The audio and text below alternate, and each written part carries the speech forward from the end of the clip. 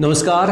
आप इस वीडियो में अंत तक हमारे साथ जुड़े रहिए ताकि जो मेन स्ट्रीम मीडिया आपको जो खबर नहीं दिखा रही है वो खबरें हम आपको बताएंगे कि कैसे केजरीवाल ने करोड़ों रुपए गरीबों के डका लिए, कैसे कांग्रेस पार्टी ब्राह्मणों को भड़का रही है, बंगाल में गुंडा राज की सच्चाई देखकर आपके होश उड़ जाएंगे।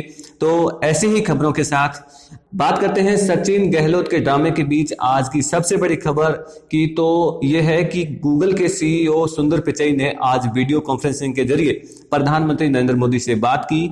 गूगल भारत में Google for India digitisation fund के तहत 10 अरब डॉलर यानी 75,200 करोड़ रुपए का निवेश करेगा।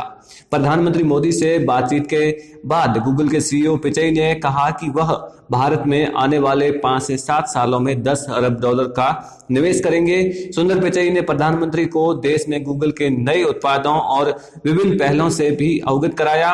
उन्होंने बेंगलुरु में एआई रिसर्च लैब का शुभारंभ किए जाने के बारे में भी बताया और इसके साथ ही गूगल के बाढ़ पूर्वानुमान संबंधी प्रयासों के लाभों पर भी प्रकाश डाला गया।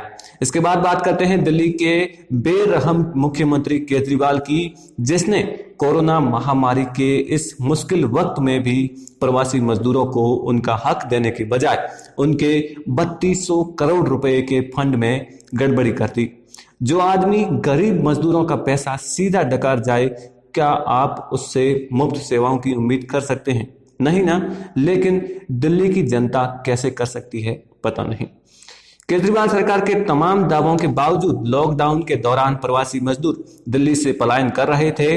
इस पलायन पर सवाल भी उठ रहे थे कि आखिर दिल्ली सरकार मजदूरों को इतनी सुविधा दे रही है तो मजदूर पलायन क्यों कर रहे हैं। इस सवाल का जवाब Delhi building construction workers welfare board की ऑडिट रिपोर्ट से मिला है, जिसे भारत के नियंत्रक और महालेखा परीक्षक सीएजी की ओर से दिल्ली हाई कोर्ट में दाखिल किया गया है। इस रिपोर्ट के मुताबिक दिल्ली की भ्रष्ट केजरीवाल सरकार ने इस मुश्किल वक्त में भी प्रवासी मजदूरों को उनका हक देने के बजाय उनके 3200 करोड़ रुपए के फंड में गड़बड़ी की। बात करते हैं पश्चिम बंगाल की, तो विवादित मुख्यमंत्री ममता बनर्जी के गुंडों का आतंक जारी है। ममता ने कहा था कि भाजपा से चुन चुन कर बदला लूंगी। इसके बाद से ममता राज में टीएमसी के गुंडे भाजपा कार्यकर्ताओं की चुन चुन कर हत्या कर रहे हैं। पश्चिम बंगाल में अब तक 77 भाजपा कार्यकर्ताओं की हत्या हो चुकी है। आज सुबह हेमंताबाद से बीजेपी विधायक देवेंद्र नाथ रॉय का शव सड़क किनारे एक दुकान के बाहर फंदे पर लटकता मिला। और अंत में बात करते हैं हम कांग्रेस पार्टी की, तो इस पार्टी ने हमेशा देश को तोड़ने का ही कार्य किया है। जाति धर्म के आधार पर देश को भड़काना कांग्रेस की शुरू से ही राजनीति रही है। आपने भी देखा होगा कि कैसे राहुल चुनाव के एन वक्त पर मंदिर मंदिर भटकते फिरते हैं। अगर सच में आस्था होती तो अब वो भी यही है और मंदिर भी, लेकिन उसके तो एक जेब में सफेद टोपी रहती है और एक में जनेऊ।